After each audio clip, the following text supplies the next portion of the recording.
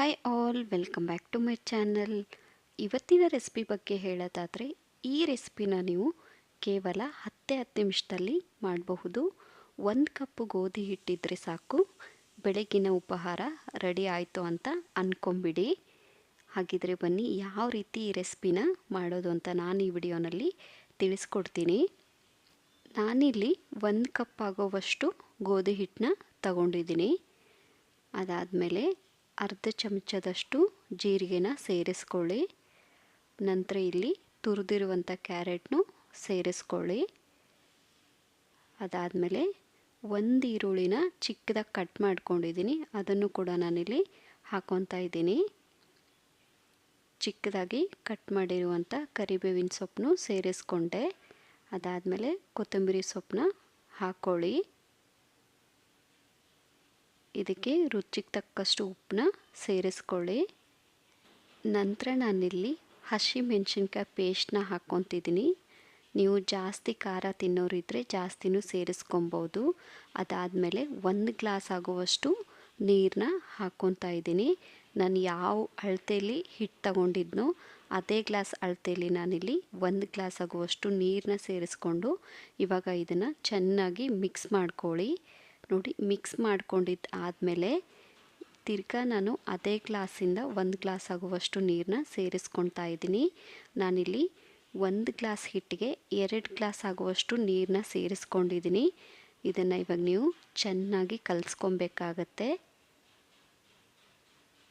ಈ ಥರ ನೀವು ಕಲಸಿದ್ದಾದಮೇಲೆ ಸ್ವಲ್ಪ ಮೊದಲಿಗೆ ಟೇಸ್ಟ್ ಮಾಡಿ, ಉಪ್ಪು ಕಡಿಮೆ ಅನಿಸಿದರೆ ಉಪ್ಪು ಅಥವಾ ಖಾರನ ಸೇರಿಸ್ಕೊಳ್ಳಿ. ನಮಗಿಲ್ಲಿ ಬ್ಯಾಟರ್ ರೆಡಿ ಆಯಿತು. ಈ ಕಡೆ ನಮಗೆ ತವಾನು ಕಾಯ್ದಿದೆ. ಇವಾಗ ನಾನು ಇದಕ್ಕೆ ಸ್ವಲ್ಪ ತುಪ್ಪ ಹಾಕ್ಕೊತಾ ಇದ್ದೀನಿ. ನೀವು ಬೇಕಾದರೆ ಆಯಿಲ್ನು ಕೂಡ ಬಳಸ್ಕೊಬೋದು. ನಂತರ ನಾನಿಲ್ಲಿ ದೋಸೆನ ಹುಯ್ತಾ ಇದ್ದೀನಿ. ಈ ಥರ ನೀವು ದೋಸೆನ ಹುಯ್ಬೇಕಾಗತ್ತೆ. ಲೋ ಫ್ಲೇಮ್ ಇಲ್ಲ ಮೀಡಿಯಮ್ ಫ್ಲೇಮಲ್ಲಿಟ್ಟು ನೀವು ದೋಸೆನ ಹಾಕ್ಕೊಬೇಕಾಗತ್ತೆ. 1-2 ನಿಮಿಷ ಈ ಥರ ಮುಚ್ಚಳ ಮುಚ್ಚಿಬಿಟ್ಟು ನೋಡಿ, ಮೇಲ್ಗಡೆ ಅದು ವೈಟ್ ಇರ್ದಿರೋ ಥರ ನೋಡ್ಕೊಳ್ಳಿ. ಒಂಥರ ಬ್ರೌನ್ ಬಂದಿರಬೇಕು, ಆವಾಗ ನೀವು ತಿರ್ಚಿ ಹಾಕ್ಕೊಬೇಕಾಗತ್ತೆ.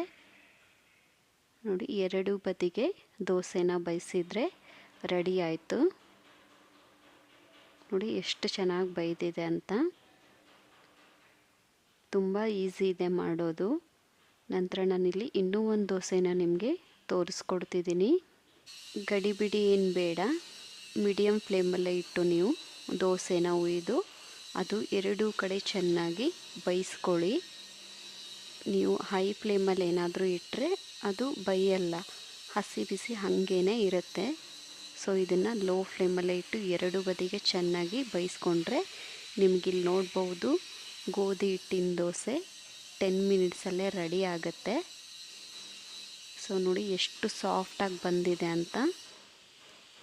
ಇದನ್ನು ನೀವು ಚಟ್ನಿ ಜೊತೆ, ಕೆಚಪ್ ಜೊತೆ, ಸಾಂಬಾರು ಜೊತೆನೂ ತಿನ್ಬೋದು. ಮಕ್ಕಳಿಗಂತೂ ಇದು ಲಂಚ್ ಬಾಕ್ಸೇ ಸಖತ್ತಾಗಿರುತ್ತೆ. ಸೊ ಹಾಗಿದ್ರೆ ಯಾಕೆ ಲೇಟು, ಇವಾಗಲೇ ಹೋಗಿ ಟ್ರೈ ಮಾಡಿ. ರೆಸಿಪಿ ಹೇಗಿತ್ತು ಅಂತ ಕಮೆಂಟ್ ಸೆಕ್ಷನಲ್ಲಿ ಕಮೆಂಟ್ ಮಾಡೋದನ್ನು ಮರಿಬೇಡಿ. ಇದೇ ಥರ ನನ್ನ ವಿಡಿಯೋಗೆ ಸಪೋರ್ಟ್ ಮಾಡ್ತಾಯಿರಿ. And thank you for watching.